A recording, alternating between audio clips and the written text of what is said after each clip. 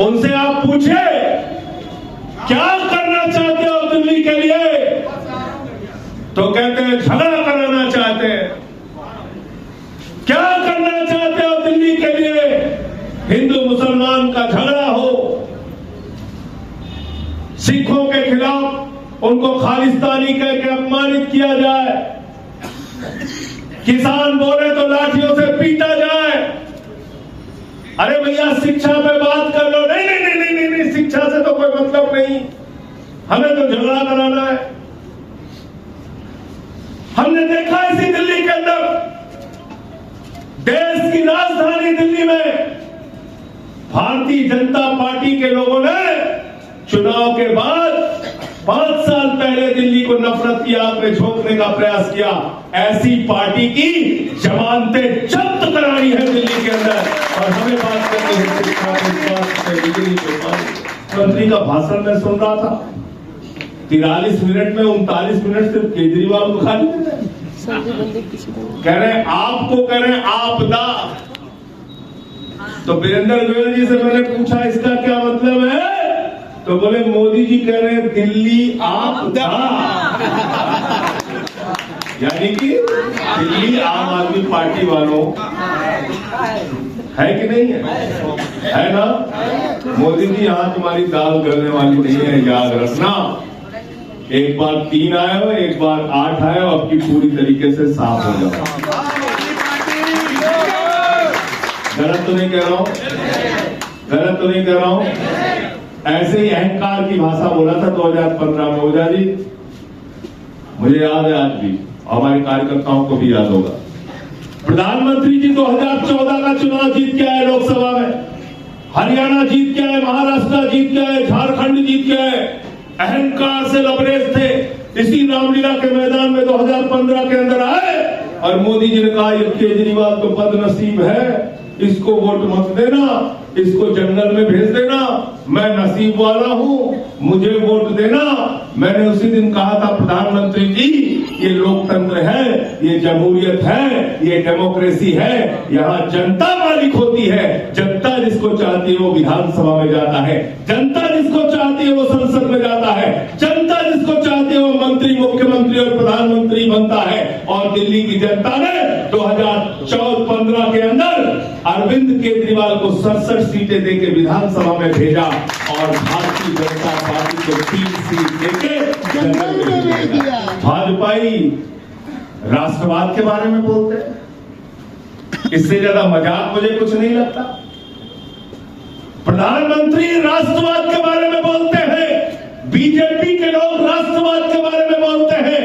वो पार्टी जिसने नवाज शरीफ के बर्थडे का केक काटने के लिए प्रधानमंत्री बिना बुलाए चले गए थे, वो पार्टी जिसने हिंदुस्तान में आतंकवाद फैलाने वाले संगठन ISI को पठानकोट में बुलाकर हमारे शहीदों की जांच कराने का काम किया, वो पार्टी जिसने भारत के प्रधानमंत्री के तौर पे नरेंद्र मोदी ने पहली बार पाकिस्तान के प्रधानमंत्री को अपने शपथ ग्रहण समारोह में बुलाने का काम किया, वो पार्टी जिनके पूर्वजों का इतिहास अंग्रेजों के साथ मिलकर क्रांतिकारियों की गद्दारी करने का है, वो कभी भी राष्ट्रभक्त और राष्ट्रवादी नहीं हो सकते। याद रखें। अवध ओझा एक पढ़े लिखे इंसान है, शिक्षा के क्षेत्र में इन्होंने नाम कमाया है और आम आदमी पार्टी ने मनीष सिसोदिया जी ने उस विधानसभा क्षेत्र की जिम्मेदारी इनको दी है जहां से कि शिक्षा क्रांति की शुरुआत हुई थी,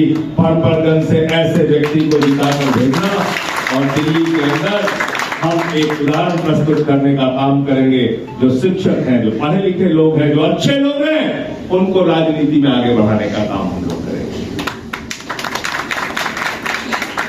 अब आते हैं काम की बात करते हैं, काम की बात करते हैं, काम की बात जिससे भाजपा वालों को कोई लेना देना नहीं। दिल्ली के अंदर आम आदमी पार्टी का कार्यकर्ता जाता है, लोग पूछते हैं क्या काम किया, कहते 200 यूनिट बिजली फ्री किया, 400 यूनिट बिजली आधे दाम पे किया। भाजपा वालों से पूछते हैं क्या काम किया, बोले 2 करोड़ नौकरी का मोदी जी ने वादा किया था 2014 में, 22 करोड़ नौकरी मिलनी थी, आज तक 2 नौकरी किसी को नहीं दे पाया। बोलो दे पाए क्या? दिया क्या नौकरी? क्या बोले? 10 साल के बाद बोले बेटा अग्निवीर बन जाओ, सूनी पे चढ़ जाओ, 17 साल में सैनिक बनो, 21 साल में रिटायर हो जाओ।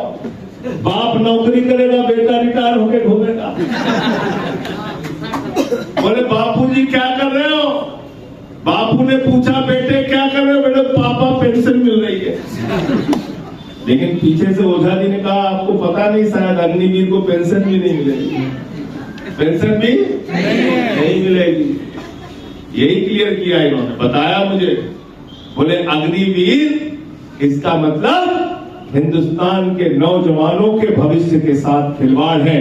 अग्निवीर इसका मतलब उनके पेट पे लात मारने का काम बीजेपी ने किया है। अग्निवीर मतलब नौजवानों के पीठ में छुरा मारने का काम किया है। चलो हम वो भी बर्दाश्त कर लेते, आपने नौजवानों के पेट और पीठ पर छुरा मारा, लेकिन मुझे अफसोस है कि आपने भारत माता के साथ, भारत की सीमाओं के साथ, हमारी सुरक्षा के साथ गद्दारी करने का काम किया है। सेना को कमजोर करके 4 साल के अग्निवीर की योजना को लागू करके इसको कोई भी राष्ट्रभक्त हिंदुस्तानी कभी भी माफ नहीं करेगा। गलत तो नहीं कह रहा हूं, गलत तो नहीं कह रहा हूं। अग्निवीर योजना ला के धोखा देने का काम किया। भारतीय जनता पार्टी चुनाव मैदान में है, कांग्रेस पार्टी चुनाव मैदान में है। दोनों पार्टियों का दिन रात एक ही काम है, गाली दो, गाली दो और गाली दो। भारतीय जनता पार्टी के नेताओं से आप कुछ भी पूछिए, उनके मुंह से गाली के अलावा कुछ नहीं निकलता। क्या ऐसे लोगों के हाथ में दिल्ली का भविष्य सुरक्षित है क्या? नहीं। जोर से बोलिए, सुरक्षित है क्या? इन गालीबाजों के हाथ में दिल्ली का भविष्य सुरक्षित है क्या? नहीं। नौजवानों का भविष्य सुरक्षित है क्या? नहीं। माताओं बहनों का भविष्य सुरक्षित है क्या? नहीं। हमारे बुजुर्गों का भविष्य सुरक्षित है क्या? नहीं। और सबसे बड़ी बात, इस देश, इस दिल्ली के भविष्य, हमारे नौनिहाल, हमारे बच्चे, उनका भविष्य सुरक्षित है क्या? तो एक पार्टी है जिसके पास बताने के लिए कुछ नहीं। उनसे आप पूछे क्या करना चाहते हो दिल्ली के लिए, तो कहते हैं झगड़ा कराना चाहते हैं। क्या करना चाहते हो दिल्ली के लिए?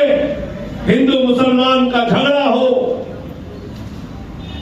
सिखों के खिलाफ उनको खालिस्तानी कह के अपमानित किया जाए, किसान बोले तो लाठियों से पीटा जाए। अरे भैया शिक्षा पे बात कर लो। नहीं नहीं नहीं नहीं नहीं, शिक्षा से तो कोई मतलब नहीं, हमें तो झगड़ा कराना है। हमने देखा इसी दिल्ली के अंदर, देश की राजधानी दिल्ली में भारतीय जनता पार्टी के लोगों ने चुनाव के बाद 5 साल पहले दिल्ली को नफरत की आग में झोंकने का प्रयास किया। ऐसी पार्टी की जमानतें जब्त करानी है दिल्ली के अंदर, और हमें बात करनी है शिक्षा पे, स्वास्थ्य पे, बिजली पे, पानी। तो राष्ट्रवाद की बात करेंगे जो अंग्रेजों की दलाली करने का काम करते थे। इतिहास पढ़ लेना उठा के इनका, इनके मुंह से राष्ट्रवाद की बात अच्छी नहीं लगती। दूसरी बात, भ्रष्टाचार के खिलाफ बोलते हैं भाजपाई। मैंने तो पार्लियामेंट के अंदर कहा कि भ्रष्टाचार के खिलाफ भाजपाई बोलते हैं तो लगता है ओसामा बिन लादेन अहिंसा पे उपदेश दे रहा है। कौन सी पार्टी भ्रष्टाचार के खिलाफ बोल रही है? जिसने वाटर घोटाले के आरोपी हेमंत विश्व शर्मा को, जिसके खिलाफ बुकलेट निकालने का काम किया, उस हेमंत विश्व शर्मा को प्रधानमंत्री ने गले लगाकर आसाम का मुख्यमंत्री बनाने का काम किया। वो पार्टी भ्रष्टाचार के खिलाफ बोलती है जिसके नेता शुभेंदु अधिकारी भारतीय जनता पार्टी के लीडर ऑफ अपोजिशन है। बंगाल के अंदर जो सीबीआई और ईडी के मामले में शारदा और नारदा स्कैम में फंसे हुए थे। मुकुल राय को राष्ट्रीय उपाध्यक्ष बनाती है वो पार्टी भ्रष्टाचार के खिलाफ बोलती है जिसके नेता आदरणीय नरेंद्र मोदी जी भोपाल की रैली में कहते हैं अजीत पवार ने 70,000 का सिंचाई घोटाला किया, 70,000 करोड़ का सिंचाई घोटाला किया, 70,000 करोड़ का सिंचाई घोटाला किया। ऐसा चिल्ला चिल्ला के मोदी जी बोल रहे थे, लग रहा था कल ही गर्दन पकड़ के गिरफ्तार कर लेंगे, लेकिन हमने देखा गर्दन पकड़ने के बजाय दूसरे दिन मोदी जी गले लगा रहे थे। अजीत पवार किसके साथ है? किसके साथ है? किसके साथ है? छगन भुजबल किसके साथ है? हसन मुश्रीफ किसके साथ है? नारायण राणे किसके साथ है? येदियुरप्पा किसके साथ है? शिवराज सिंह चौहान किसके साथ है? व्यापक घोटाले के आरोपी किसके साथ है? जनार्दन रेड्डी माइनिंग घोटाले वाला किसके साथ है? हिंदुस्तान के बड़े बड़े भ्रष्टाचारी आज किसके साथ है? किसके साथ है? किसके साथ है? नरेंद्र मोदी और बीजेपी के साथ। नरेंद्र मोदी और बीजेपी के साथ। इसलिए मैं कहता हूं भ्रष्टाचार के खिलाफ भाजपाई बोलते हैं तो लगता है ओसामा बिन लादेन अहिंसा पे उपदेश दे रहा है। गलत तो नहीं कह रहा हूं। इसलिए मैं एक एक कार्यकर्ता से कहने के लिए आया हूं, ये बात मेरी रिपीट करना कि अगर भ्रष्टाचार के खिलाफ भाजपाई बोले तो पूरे हिंदुस्तान के बड़े बड़े भ्रष्टाचारियों का नाम उनको गिना देना। करोगे ना? करोगे कि नहीं करोगे? बताओ, करोगे कि नहीं करोगे? आरोप लगाते हैं केजरीवाल पे, मनीष सिसोदिया पे, सत्येंद्र जैन पे, संजय सिंह पे। किससे आरोप लगाते हैं? ईडी वालों से, सीबीआई वालों से। अभी मैंने एक समाचार पढ़ा, हिमाचल के अंदर सीबीआई वाले ईडी को पकड़ रहे हैं। सीबीआई वाले ईडी को पकड़ रहे हैं। 5 करोड़ वहां से बरामद की, क्लेंजर में ईडी वालों को पकड़ा सीबीआई ने। तो ये भ्रष्टाचारी केजरीवाल की जांच करेंगे, ये भ्रष्ट संस्थाएं केजरीवाल की जांच करेंगे, ये नरेंद्र मोदी और उनकी पार्टी भ्रष्टाचार के खिलाफ बोलेगी। अरे भ्रष्टाचार के खिलाफ आंदोलन की कोख से पैदा हुई पार्टी का नाम है आम आदमी पार्टी, याद रखना।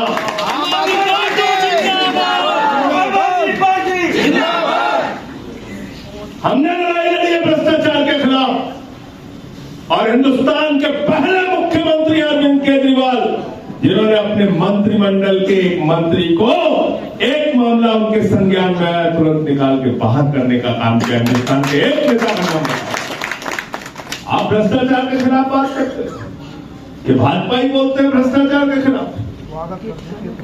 प्रधानमंत्री जंगल में भेजने का काम किया। दिल्ली में लोग मजाक उड़ाते थे, कहते थे केजरीवाल ने भाजपा को स्कूटर पार्टी बनाया। मैं पूछा क्या मतलब इसका? बोले इसके स्कूटर से 3 विधायक बैठो विधानसभा चले। हमने कहा उसमें तो उसका कटने का चालान कटने का डर है। बोले तो भैया ठीक है आपकी 2-1 पे पहुंचा दे, चालान नहीं कटेगा। तो साथियों और दोस्तों, आप लोगों को पहली बार हौसले के साथ सर उठा के आम आदमी पार्टी के लिए प्रचार करना है। इन भाजपाइयों के किसी भी दुष्प्रचार से झुकना और डरना नहीं।